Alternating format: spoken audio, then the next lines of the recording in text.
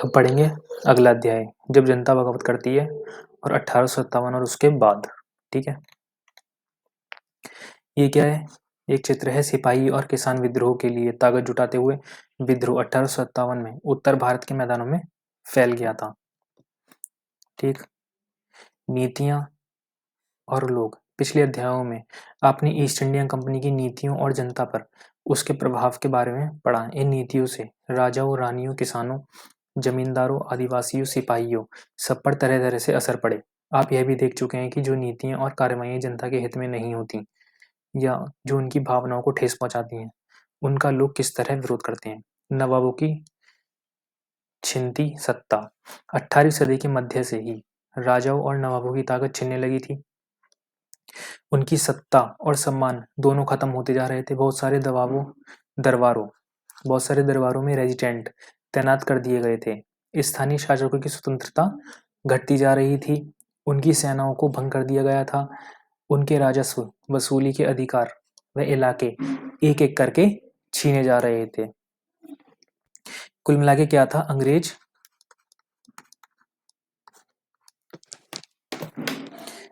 क्या कर रहे थे?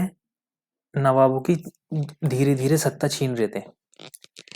ठीक, बहुत सारे स्थानीय शासकों ने अपने हितों की रक्षा के लिए कंपनी के साथ बातचीत भी की। उदाहरण के लिए झांसी की रानी लक्ष्मीबाई चाहती थी कि कंपनी उनके पति की मृत्यु के बाद उनके गोद लिए हुए बेटे को राजा मान ले। ठीक, पेशवा बाजीराव दत्ते के दत्तक पुत्र नाना साहब ने भी कंपनी से आग्रह किया कि उनके पिता को जो पेंशन मिलती थी वह मृत्यु के बाद उन्हें मिलने लगे। अपनी श्रेष्ठता और सैनिक ताकत के नशे में चूर कंपनी ने इन निवेदनों को ठुकरा दिया। अवध की रियासत अंग्रेजों के कब्जे में जाने वाली आखिरी रियासतों में से थी। कौन सी? अवध की रियासत। 1801 में अवध पर एक सहायक संधि थोपी गई और 1856 में अंग्रेजों ने उसे अपने कब्जे में ले लिया। गवर्नर जनरल डलहौजी ने ऐलान कर दिया कि रियासत का शासन ठीक से नहीं चलाया जा रहा है, इसलिए शासन को दुरुस्त करने के लिए ब्रिटिश प्रभुत्व जरूरी है। कंपनी ने मुगलों के शासन को खत्म करने की भी पूरी योजना बना ली थी। कंपनी द्वारा जारी किए गए सिक्कों पर से मुगल बादशाह का नाम हटा दिया गया। 1849 में गवर्नर जनरल डलहौजी ने ऐलान किया कि बहादुर शाह जफर की मृत्यु के बाद बादशाह के परिवार को लाल किले से निकालकर उसी दिल्ली में कहीं और बसाया जाएगा। 1849 में गवर्नर जनरल डलहौजी ने, किसने? डलहौजी ने ऐलान किया कि बहादुर शाह जफर की मृत्यु के बाद बादशाह के परिवार को लाल किले से निकालकर उसे दिल्ली कहीं और बसाया जाएगा। 1856 में गवर्नर जनरल कैनिंग ने फैसला किया कि बहादुर शाह जफर आखिरी मुगल बादशाह होंगे। किसने? कैनिंग ने। कैनिंग ने क्या कहा? फैसला किया कि बहादुर शाह जफर आखिरी मुगल बादशाह होंगे। उनकी मृत्यु के बाद उनके किसी भी वंशज को बादशाह नहीं माना जाएगा। उन्हें केवल राजकुमार के रूप में मान्यता दी जाएगी। ठीक, किसान और सिपाही। गांव में किसान और जमींदार भारी भरकम लगान और कर वसूली के सख्त तौर तरीकों से परेशान थे। बहुत सारे लोग महाजनों से लिया कर्ज नहीं लौटा पा रहे थे। इसके कारण उनकी पीढ़ियां पुरानी जमीनें हाथ से निकलती जा रही थी। कंपनी के तहत काम करने वाले भारतीय सिपाहियों के असंतोष की अपनी वजह थी। वे अपने वेतन, भत्तों और सेवा शर्त के कारण परेशान थे। कई नए नियम उनकी धार्मिक भावनाओं और आस्थाओं को ठेस पहुंचाते थे। क्या आप जानते हैं कि उस जमाने में बहुत सारे लोग समुद्र पार नहीं करना जानते थे? उन्हें लगता था कि समुद्र यात्रा से उनका धर्म और जाति भ्रष्ट हो जाएंगे। 1824 में सिपाहियों को कंपनी की ओर से लड़ने के लिए समुद्र के रास्ते बर्मा जाने का आदेश मिला, तो उन्होंने इस हुक्म को मानने से इनकार कर दिया। कब? जब 1824 में सिपाहियों को कंपनी की ओर से लड़ने के लिए समुद्र के रास्ते बर्मा जाने का आदेश मिला, तो उन्होंने इस हुक्म को मानने से क्या कर दिया? मना कर दिया। उन्हें जमीन के रास्ते से जाने में ऐतराज नहीं था। सरकार का हुक्म न मानने के कारण उन्हें सख्त सजा दी गई। क्योंकि यह मुद्दा अभी खत्म नहीं हुआ था, इसलिए 1856 में कंपनी को एक नया कानून बनाना पड़ा। इस कानून में साफ कहा गया कि अगर कोई व्यक्ति कंपनी की सेना में नौकरी करेगा तो जरूरत पड़ने पर उसे समुद्र पार भी करना पड़ सकता है। सिपाही गांव के हालात से परेशान थे। बहुत सारे सिपाही खुद किसान थे। वे अपने परिवार गांव में छोड़कर आए थे, लिहाजा किसानों का गुस्सा जल्द ही सिपाहियों में फैल गया। फिर सुधारों पर प्रतिक्रिया। अंग्रेजों को लगता था कि भारतीय समाज को सुधारना जरूरी है। सती प्रथा को रोकने और विधवा विवाह को बढ़ावा देने के लिए कानून बनाए गए। अंग्रेजी भाषा की शिक्षा को जमकर प्रोत्साहन दिया गया। 1830 के बाद कंपनी ने ईसाई मशीनरी को खुलकर काम करने और यहाँ तक कि जमीन में संपत्ति जुटाने की भी छूट दे दी। 1850 में एक नया कानून बनाया गया जिससे ईसाई धर्म को अपनाना और आसान हो गया। इस कानून में प्रावधान किया गया था कि अगर कोई भारतीय व्यक्ति ईसाई धर्म अपनाता है तो भी पुरखों की संपत्ति पर उसका अधिकार पहले जैसा ही रहेगा। बहुत सारे भारतीयों को यकीन हो गया था कि अंग्रेज उनका धर्म, उनके सामाजिक रीति रिवाज और परंपरागत जीवन शैली को नष्ट कर रहे हैं। ठीक, ये उत्तर भारत के बाजारों में सिपाही खबरें और अफवाह फैला रहे हैं। दूसरी तरफ ऐसे भारतीय थे जो मौजूदा सामाजिक व्यवस्था में बदलाव चाहते थे। इन सुधार को और उनके सुधार आंदोलन के बारे में आप अध्याय 7 में पढ़ेंगे। फिर जनता की एक नज़र से। उस जमाने में लोग अंग्रेज शासन के बारे में क्या सोचते थे, इसका जायजा लेने के लिए आप स्रोत 1 और 1-2 को पढ़ेंगे। स्रोत 1, 84 नियमों की सूची। यह महाराष्ट्र के एक गांव में रहने वाले ब्राह्मण विष्णु भट्ट गोडसे द्वारा लिखित पुस्तक माझा प्रवास के कुछ अंश दिए गए हैं। विष्णु भट्ट और उनके चाचा मथुरा में आयोजित किए जा रहे हैं एक यज्ञ में भाग लेने के लिए निकले थे। विष्णु भट्ट लिखते हैं कि रास्ते में उनकी मुलाकात कुछ सिपाहियों से हुई जिन्होंने उन्हें सलाह दी कि वे वापस लौट जाएं क्योंकि 3 दिन के भीतर चारों तरफ कोहराम मच जाएगा। सिपाहियों ने जो कहा वह इस प्रकार था। अंग्रेज सरकार हिंदुओं और मुसलमानों के धर्म को नष्ट करने का आमदा है। उन्होंने 84 नियमों की एक सूची बनाई है और कलकत्ता में सारे राजाओं और राजकुमारों की मौजूदगी में उसका ऐलान कर दिया है। उन्होंने यानी कि सिपाहियों ने बताया कि राजा इन नियमों को मानने के लिए तैयार नहीं है। उन्होंने अंग्रेजों को घातक परिणामों की चेतावनी दी है। राजाओं ने कहा है कि अगर ये नियम लागू किए गए तो भारी उथल पुथल मच जाएगी, कि राजा भारी गुस्से में अपनी राजधानियों को लौट गए हैं। तमाम बड़े लोग योजना बना रहे हैं। धर्म युद्ध के लिए तारीख तय कर ली गई थी और मेरठ छावनी से एक गुप्त योजना तैयार करके विभिन्न छावनियों में भेज दी गई थी। ठीक, फिर दूसरा स्रोत क्या है, जल्दी ही हर टुकड़ी में उत्तेजना छा गई। उस दौर की एक और झलक सूबेदार सीताराम पांडे के स्मरणों में मिलती है। सीताराम पांडे को 1812 में बंगाल नेटिव आर्मी में सिपाही के तौर पर भर्ती किया गया था। उन्होंने 48 साल तक नौकरी की और 1860 में वे सेवानिवृत्त हुए। उन्होंने बगावत को दबाने में अंग्रेजों की मदद की, हालांकि उनका बेटा भी विद्रोहियों के साथ था और अंग्रेजों ने उसे सीताराम की आंखों के सामने ही मार डाला था। अपनी सेवानिवृत्ति के बाद उनके कमान अफसर नॉरगेट ने उन्हें अपने स्मरण लिखने के लिए प्रेरित किया। सीताराम ने 1861 में अवधी भाषा में संस्मरण लिखे जिनका नॉरगेट ने अंग्रेजी में अनुवाद किया और फार्म सिपाही टू सूबेदार, सिपाही से सूबेदार तक के नाम से प्रकाशित करवाया। इसमें एक अंश ये भी है, मेरा मानना है कि अवध पर हुए कब्जे से सिपाहियों के भीतर गहरा अविश्वास भर गया था और वे सरकार के खिलाफ साजिशें रचने लगे थे। अवध के नवाब और दिल्ली बादशाह के नुमाइंदों को सेना की नबज जानने के लिए पूरे भारत में भेज दिया गया। उन्होंने सिपाहियों की भावनाओं को और हवा दी। उन्होंने सिपाहियों को बताया कि विदेशियों ने बादशाह के साथ कितना बड़ा धोखा किया है। उन्होंने 1000 झूठ गढ़ डाले और सिपाहियों को अपने मालिकों अंग्रेजों के खिलाफ बगावत करने के लिए उकसाया ताकि दिल्ली में बादशाह को दोबारा गद्दी पर बैठाया जा सके। उनकी दलील थी, अगर सिपाही मिलकर काम करें और इन सुझावों पर अमल करें तो सेना ऐसा कर सकती है। ठीक। मेरठ में विद्रोही सिपाही अफसरों पर हमला करते हैं, उनके घरों में घुस जाते हैं और इमारतों में आग लगा देते हैं। ये मेरठ की बातें हैं। स्रोत 2 का शेष। संयोग से इसी समय सरकार ने हर एक रेजिमेंट के कुछ लोगों को नई राइफल के इस्तेमाल करने का तरीका बताने के लिए अलग अलग छावनियों में भेजा। इन लोगों ने कुछ समय तक सिपाहियों को प्रशिक्षण दिया।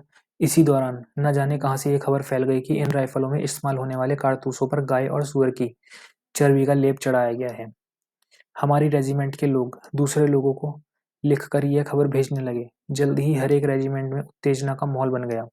कुछ लोगों ने कहा कि उनकी 40 साल की नौकरी में सरकार ने उनके मजहब को चोट पहुंचाने के लिए कुछ भी नहीं किया, कभी कुछ नहीं किया।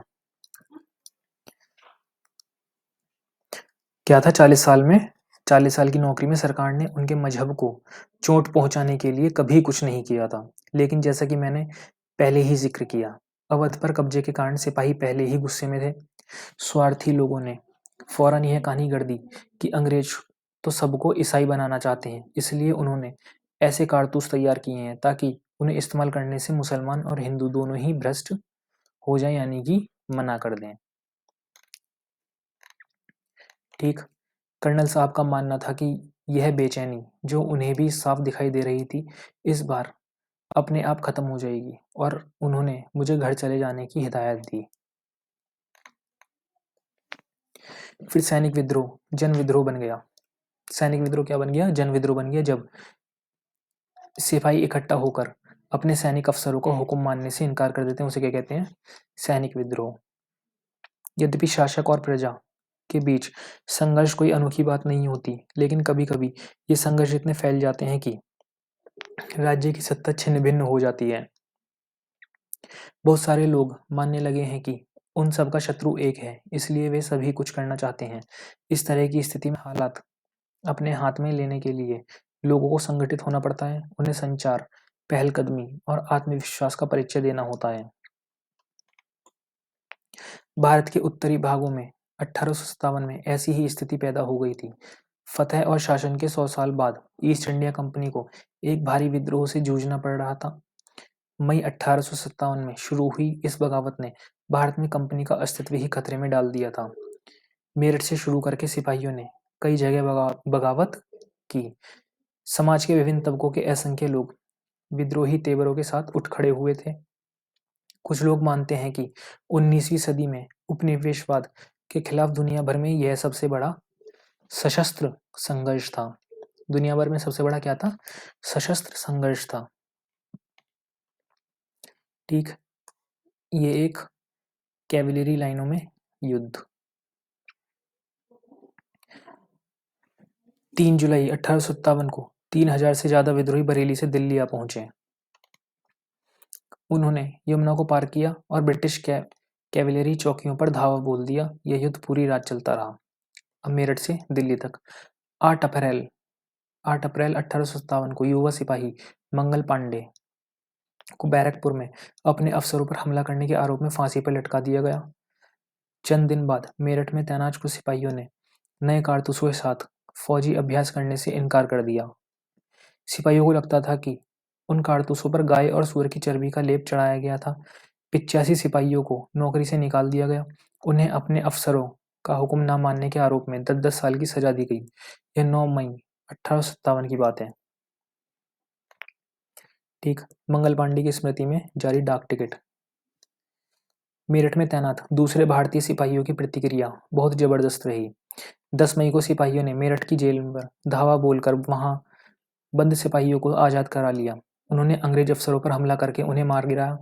उन्होंने बंदूक और हथियार कब्जे में ले लिए और अंग्रेजों की इमारतों व संपत्तियों को आग के हवाले कर दिया।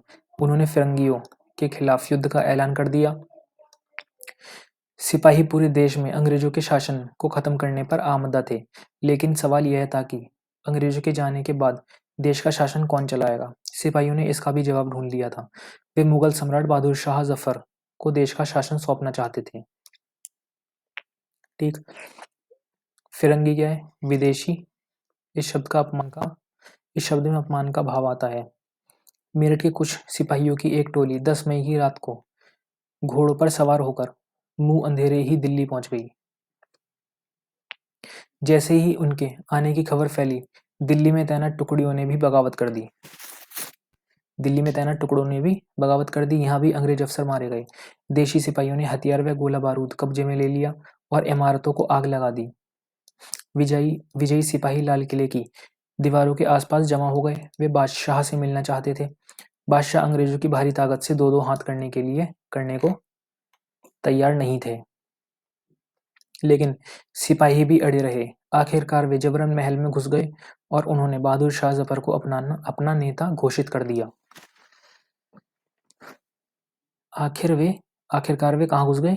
जबरन महल में घुस गए और उन्होंने बहादुर शाह जफर को अपना नेता घोषित कर दिया। बूढ़े बादशाह को सिपाहियों की यह मांग माननी पड़ी। उन्होंने देश भर के मुखियाओं और शासकों को चिट्ठी लिखकर अंग्रेजों से लड़ने के लिए भारतीय राज्यों का एक संघ बनाने का आह्वान किया। बहादुर शाह के इस एकमात्र कदम के गहरे परिणाम सामने आए। अंग्रेजों से पहले देश के एक बहुत बड़े हिस्से पर मुगल साम्राज्य का ही शासन था। ज्यादातर छोटे शासक रजवाड़े मुगल बादशाह के नाम पर ही अपने इलाकों का शासन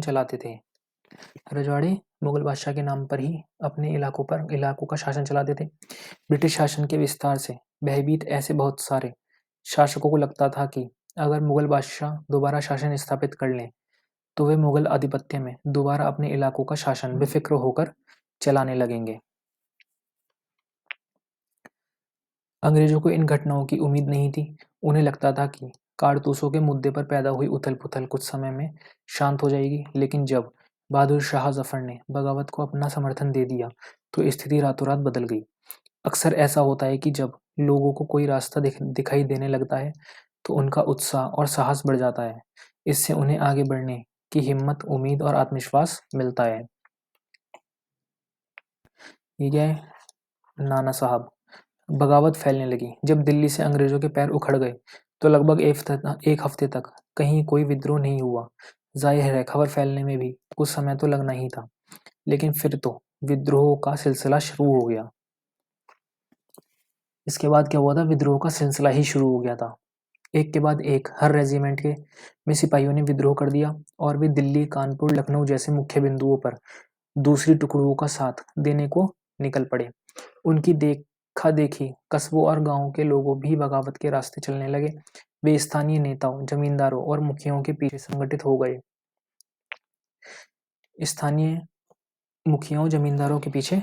गए। ये लोग अपनी सत्ता स्थापित करने और अंग्रेजों से लोहा लेने को तैयार थे। स्वर्गीय पेशवा बाजीराव के दत्तक पुत्र नाना साहब कानपुर के पास रहते थे। उन्होंने सेना इकट्ठा की और ब्रिटिश सैनिकों को शहर से खदेड़ दिया। उन्होंने खुद को पेशवा घोषित कर दिया। उन्होंने ऐलान किया कि वह बहादुर शाह जफर के तहत गवर्नर हैं। लखनऊ की गद्दी से हटा दिए गए नवाब वाजिद अली शाह के बेटे ब्रिजेश कद्र को नया नवाब घोषित कर दिया गया। ठीक, ये क्या है? जैसे जैसे विद्रोह फैला, छावनियों में अंग्रेज अफसरों को मारा जाने लगा। ब्रिजेश कद्र ने बहादुर शाह जफर को अपना बादशाह मान लिया। उनकी मां बेगम हजरत महल ने अंग्रेजों के खिलाफ विद्रोह को बढ़ावा देने में बढ़ चढ़कर हिस्सा लिया।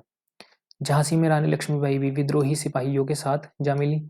उन्होंने नाना साहब के सेनापति तात्या टोपे के साथ मिलकर अंग्रेजों को भारी चुनौती दी। मध्य प्रदेश के मांडला क्षेत्र में राजगढ़ की राजी अवंतीबाई लोधी ने 4000 सैनिकों की फौज तैयार की और अंग्रेजों के खिलाफ उसका नेतृत्व किया, क्योंकि ब्रिटिश शासन ने उनके राज्य के प्रशासन पर नियंत्रण कर लिया था, इसलिए। ठीक, ये कौन है? रानी लक्ष्मीबाई जी। विद्रोही टुकड़ियों के सामने अंग्रेजों की संख्या बहुत कम थी। बहुत सारे मोर्चों पर उनकी जबरदस्त हार हुई। इससे लोगों को यकीन हो गया कि अब अंग्रेजों का शासन खत्म हो चुका है। अब लोगों को विद्रोह में कूद पड़ने का गहरा आत्मविश्वास मिल गया था। खास तौर से अवध के इलाके में चौतरफा बगावत की स्थिति थी। 6 अगस्त 1857 को लेफ्टिनेंट कर्नल टाइटलर ने अपने कमांडर इन चीफ को टेलीग्राम भेजा, जिसमें उसने अंग्रेजों के भय को व्यक्त किया था। हमारे लोग विरोधियों की संख्या और लगातार लड़ाई से थक गए हैं। एक एक गांव हमारे खिलाफ है, जमींदार भी हमारे खिलाफ खड़े हो रहे हैं। इस दौरान बहुत सारे महत्वपूर्ण नेता सामने आए। उदाहरण के लिए फैजाबाद के मौलवी अहमदुल्ला शाह ने भविष्यवाणी कर दी कि अंग्रेजों का शासन जल्दी ही खत्म हो जाएगा। वे समझ चुके थे कि जनता क्या चाहती है। इसी आधार पर उन्होंने अपने समर्थकों की एक विशाल संख्या जुटा ली। अपने समर्थकों के साथ वे भी अंग्रेजों से लड़ने लखनऊ जा पहुंचे। कहाँ जा पहुंचे? लखनऊ जा पहुंचे। दिल्ली में अंग्रेजों का सफाया करने के लिए बहुत सारे गाजी यानी कि धर्मयोद्धे इकट्ठा हो गए थे। बरेली के सिपाही बतख खान ने लड़ाकों की एक विशाल टुकड़ी के साथ दिल्ली की ओर कूच कर लिया। वह इस बगावत में एक मुख्य व्यक्ति साबित हुए। बिहार के एक पुराने जमींदार कुंवर सिंह ने भी विद्रोही सिपाहियों का साथ दिया और महीनों तक अंग्रेजों से लड़ाई लड़ी। तमाम इलाकों के नेता और लड़ाके इस युद्ध में हिस्सा ले रहे थे। ये क्या है? वीर कुंवर सिंह। ठीक। ब्रिटिश टुकड़ियां विद्रोहियों पर हमला करती हैं जिन्होंने दिल्ली के लाल किले दाएं और सलीमगढ़ किले बाएं पर कब्जा किया हुआ था। ये ब्रिटिश टुकड़ियां विद्रोह पर हमला करती हैं। ये क्या है? विद्रोही सिपाही मेरठ से दिल्ली की तरफ कूच करते हुए। ये विद्रोही सिपाही जो थे दिल्ली की तरफ जा रहे थे। ठीक। शुरू में अंग्रेजी सेनाओं को दिल्ली की भारी किलेबंदी को तोड़ने में मुश्किल हुई। 3 सितंबर 1857 को अंग्रेजी सेनाओं को और ज्यादा हथियार, गोले आदि पहुंचाए गए। ये गाड़ियों पर लदे हुए थे जिन्हें हाथी खींच रहे थे और उनकी कतार 7 मील लंबी थी। फिर कंपनी का पलटवार। इस उथल पुथल के बावजूद अंग्रेजों ने हिम्मत नहीं छोड़ी। कंपनी ने अपनी पूरी ताकत लगाकर विद्रोह को कुचलने का फैसला लिया। उन्होंने इंग्लैंड से और फौजी मंगवाए, विद्रोहियों को जल्दी सजा देने के लिए नए कानून बनाए और विद्रोह के मुख्य केंद्रों पर धावा बोल दिया। सितंबर 1857 में दिल्ली दोबारा अंग्रेजों के कब्जे में आ गई। अंतिम मुगल बादशाह बहादुर शाह जफर पर मुकदमा चलाया गया और उन्हें आजीवन कारावास की सजा दी गई। उनके बेटों को उनकी आंखों के सामने गोली मार दी गई। बहादुर शाह और उनकी पत्नी बेगम जीनत महल को अक्टूबर 1858 में रंगून जेल में भेज दिया गया। कहाँ पे भेज दिया गया? रंगून जेल में। ठीक। इसी जेल में नवंबर 1862 में बहादुर शाह जफर ने अंतिम सांस ली। दिल्ली पर अंग्रेजों का कब्जा हो जाने का यह मतलब नहीं था कि विद्रोह खत्म हो चुका था। इसके बाद भी लोग अंग्रेजों से टक्कर लेते रहे। व्यापक बगावत की विशाल ताकत को कुचलने के लिए अंग्रेजों को अगले 2 साल तक लड़ाई लड़नी पड़ी। मार्च 1858 में लखनऊ अंग्रेजों के कब्जे में चला गया। जून 1858 में रानी लक्ष्मीबाई की शिकस्त हुई और उन्हें मार दिया गया। जून 1858 में रानी लक्ष्मीबाई हार गईं और उन्हें मार दिया गया। दुर्भाग्यवश ऐसा ही रानी अवंतीबाई लोधी के साथ हुआ। खेड़ी की शुरुआती विजय के बाद उन्होंने अपने आप को अंग्रेजी फौज से घिरा पाया और वे शहीद हो गईं। ये तात्या टोपे की स्मृति के रूप में डाक टिकट था। तात्या टोपे मध्य भारत के जंगलों में रहते हुए आदिवासियों और किसानों की सहायता से छापा मार युद्ध चला रहे थे। जिस तरह पहले अंग्रेजों के खिलाफ मिली सफलताओं से विद्रोहियों को उत्साह मिला था, उसी तरह विद्रोही ताकतों की हार से लोगों की हिम्मत टूटने लगी। बहुत सारे लोगों ने विद्रोहियों का साथ छोड़ दिया। अंग्रेजों ने भी लोगों का विश्वास जीतने के लिए हर संभव प्रयास किया। उन्होंने वफादार भूमि स्वामियों के खिलाफ भूमि स्वामियों के लिए ईमानों का ऐलान कर दिया। उन्हें आश्वासन दिया गया कि उनकी जमीन पर उनके परंपरागत अधिकार बने रहेंगे। जिन्होंने विद्रोह किया था उनसे कहा गया कि अगर वे अंग्रेजों के सामने समर्पण कर देते हैं और अगर उन्होंने किसी अंग्रेज की हत्या नहीं की है और वे सुरक्षित रहेंगे और जमीन पर उनके अधिकार और दावेदारी बनी रहेगी। इसके बावजूद सैकड़ों सिपाहियों, विद्रोहियों और नवाबों और राजाओं पर मुकदमे चलाए गए और उन्हें फांसी पर लटका दिया गया। अंग्रेज टुकड़ियां दिल्ली में घुसने के लिए कश्मीरी गेट को बारूद से उड़ा देती हैं। ये अंग्रेज टुकड़ियां कानपुर के पास विद्रोहियों को पकड़ लेती हैं। ध्यान से देखें किस तरह कलाकार ने अंग्रेज सिपाहियों को बहादुरी से विद्रोहियों को धावा बोलते हुए दिखाया गया है। ठीक, विद्रोह के बाद के साल अंग्रेजों ने 1859 के आखिर तक देश पर दोबारा नियंत्रण पा लिया था, लेकिन अब वे पहली वाली नीतियों के सहारे शासन नहीं चला सकते थे। अंग्रेजों ने जो अहम बदलाव किए वे निम्न थे। ब्रिटिश संसद ने 1858 में एक नया कानून पारित किया। ईस्ट इंडिया कंपनी के सारे अधिकार ब्रिटिश साम्राज्य के हाथ में सौंप दिए ताकि भारतीय मामलों को ज़्यादा बेहतर ढंग से संभाला जा सके। ब्रिटिश मंत्रिमंडल के एक सदस्य को भारत मंत्री के रूप में नियुक्त किया गया। उसे भारत के शासन से संबंधित मामलों को संभालने का जिम्मा सौंपा गया। उसे सलाह देने के लिए एक परिषद का गठन किया गया जिसे इंडिया काउंसिल कहा जाता था। भारत के गवर्नर जनरल को वायसराय का ओहदा दिया गया। इस प्रकार उसे इंग्लैंड के राजा और रानी का निजी प्रतिनिधि घोषित कर दिया गया। फलस्वरूप अंग्रेज सरकार ने भारत के शासन की जिम्मेदारी सीधे अपने हाथों में ले ली। ठीक, देश के सभी शासकों को भरोसा दिया गया कि भविष्य में कभी भी उनके भू क्षेत्र पर कब्जा नहीं किया जाएगा। उन्हें अपनी रियासत अपने वंशजों, यहाँ तक कि दत्तक पुत्रों को सौंपने की छूट दे दी गई, लेकिन उन्हें इस बात के लिए प्रेरित किया गया कि वे ब्रिटेन की रानी को अपना अधिपति स्वीकार करें। इस तरह भारतीय शासकों को ब्रिटिश साम्राज्य के अधीन शासन चलाने की छूट दी गई थी।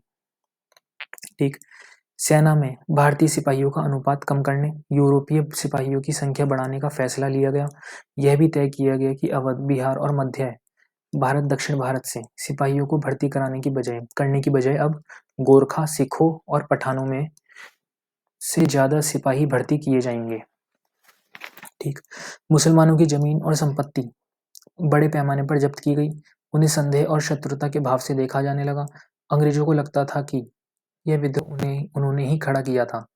अंग्रेजों ने फैसला किया कि वे भारत के लोगों के धर्म और सामाजिक रीति रिवाजों का सम्मान करेंगे। छठा क्या था? भूमि स्वामी और जमींदारों की रक्षा करने तथा जमीन पर उनके अधिकारों को स्थायित्व देने की ये नीतियां बनाई गईं। इस प्रकार 1857 के बाद इतिहास का एक नया चरण शुरू हुआ। ये विद्रोह के जो प्रमुख केंद्र थे, झांसी, लखनऊ, कानपुर, फैजाबाद, बरेली, मेरठ और दिल्ली। और विद्रोह के अन्य केंद्र जहाँ छोटे मोटे विद्रोह, महू, नीमीच, मतलब एक तरीके से हर जगह विद्रोह हो रहे थे। ये क्या है? खुर्दा संग्राम एक केस स्टडी है। 1857 की घटना से बहुत पहले उसी प्रकार की एक घटना सन 1817 में खुर्दा नामक एक स्थान पर घटित हुई थी। हमारे लिए उस घटना का अध्ययन करना, इस बात पर विचार करना भी शिक्षाप्रद होगा कि कैसे अंग्रेजों की औपनिवेशिक नीतियां के खिलाफ 19वीं सदी की शुरुआत से ही देश के विभिन्न हिस्सों में असंतोष निर्मित होने लगा था। खुर्दा, जो कि ओडिशा के दक्षिण पूर्वी भाग में स्थित एक छोटा सा राज्य था, वह 19वीं शताब्दी की शुरुआत में 105 गढ़ों, जिनमें से 60 बड़े और 109 छोटे गांव सम्मिलित थे, एक जनबहुल उपजाऊ क्षेत्र था। इसके शासक राजा वीर किशोर देव को स्व अधिकृत 4 परगनाओं को तथा जगन्नाथ मंदिर के संचालन अधिकार समेत 14 गढ़जोतों के प्रशासनिक उत्तरदायित्व को पूर्व में दबाव में आकर मराठाओं को सौंप देना पड़ा था। उनके पुत्र और उत्तराधिकारी मुकुंद देव इस दुर्दशा से विचलित थे।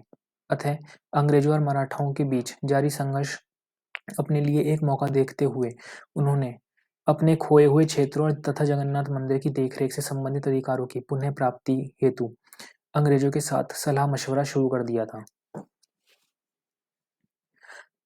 परंतु 1803 में ओडिशा को अपने कब्जे में लेने के बाद अंग्रेजों ने उन्हें इन दोनों मुद्दों में से किसी पर भी सकारात्मक कार्यवाही करने की दिशा में कोई रुचि नहीं दिखाई। परिणामतः ओडिशा के दूसरे सामंत राजाओं के साथ मिलकर तथा मराठाओं के गुप्त समर्थन से उन्होंने जबरन अपने अधिकारों को लागू करने का प्रयास किया।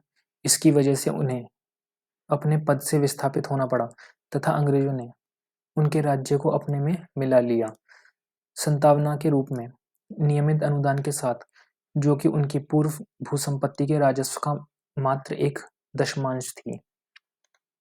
दशमांश था। अंग्रेजों ने उन्हें जगन्नाथ मंदिर की देखरेख का दायित्व दिया तथा उनका निवास पुरी में निश्चित कर दिया गया। कहाँ पे? उनका निवास पुरी में निश्चित कर दिया गया।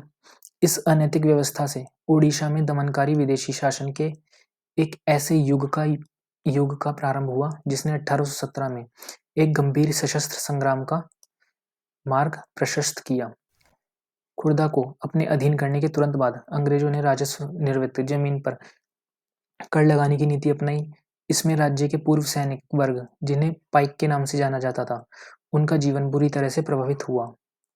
इस नीति का भयावहता राजस्व की मांग में अनुचित वृद्धि और इस संग्रह के दमनकारी तरीकों से और बढ़ गई थी। इस कार्यवाही के फलस्वरूप 1805 और 1817 के बीच खुर्दा से बड़े पैमाने पर लोग जमीन छोड़कर चले गए। फिर भी अंग्रेजों ने अस्थायी बंदोबस्त के तहत राजस्व भुगतान की नीति को चालू रखा, जिसमें जमीन की उपजाऊ क्षमता, रियायतों की भुगतान की क्षमता की अनदेखी करते हुए हर वर्ष राजस्व की मांग में वृद्धि की गई।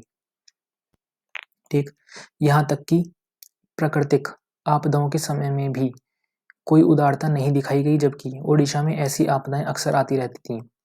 बकायादारों की जमीन को षड्यंत्रकारी राजस्व अधिकारियों या फिर बंगाल के सट्टेबाजों को बेच दिया गया। खुर्दा के विस्थापित राजा का वंशानुगत सेनानायक जगबंधु विद्याधर महापात्र ब्रह्मवर राय, जिन्हें लोग बक्सी जगबंधु के नाम से जानते थे, वे ऐसे बेदखल हुए जमींदारों में से एक थे।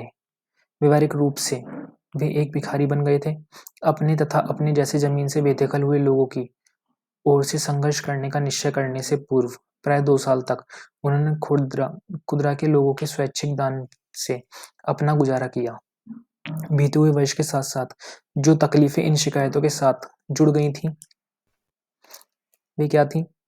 पहली, अंग्रेजों द्वारा इस क्षेत्र में चांदी के सिक्कों का प्रचलन, इस नई मुद्रा में राजस्व के भुगतान पर जोर देना, खाद्य सामग्री की कीमतों में अभूतपूर्व वृद्धि तथा नमक की आपूर्ति में कमी की जा सकती है कि कंपनी के एकाधिकार नीति के चलते लगभग दुर्लभ हो गया था, जिसके कारण ओडिशा के पारंपरिक रूप से नमक बनाने वाले इस काम से वंचित हो गए थे।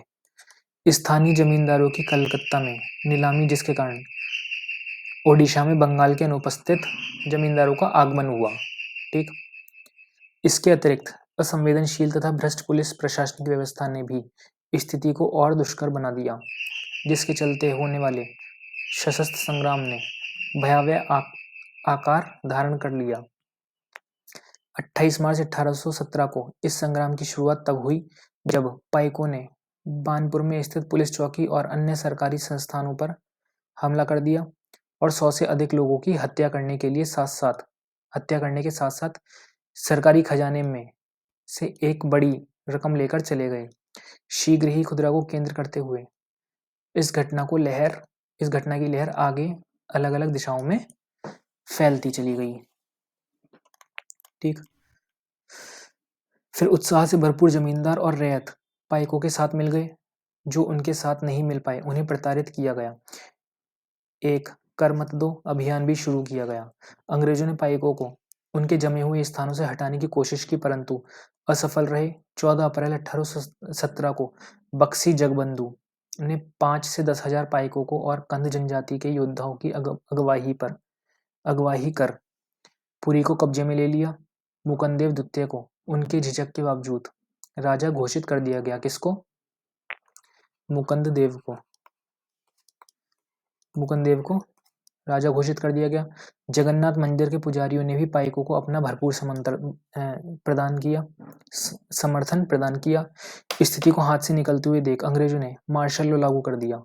जल्द ही घोषित राजा पकड़े गए और उन्हें उनके पुत्र सहित कटक में कारावास दे दिया गया।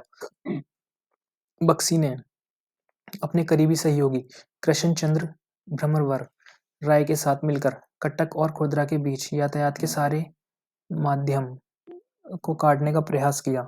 इसके साथ साथ संघर्ष ओडिशा के दक्षिण और उत्तर पश्चिमी हिस्सों में फैल गया। कहाँ फैल गया? दक्षिण और उत्तर पश्चिमी हिस्सों में फैल गया।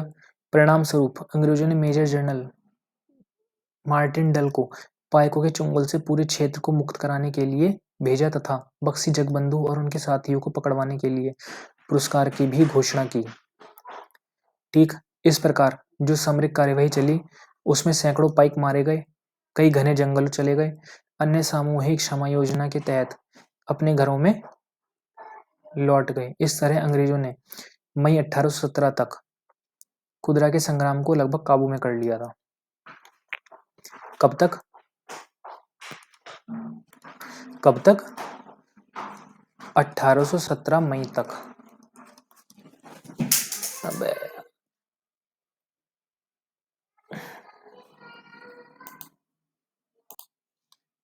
कब तक? मई 1817।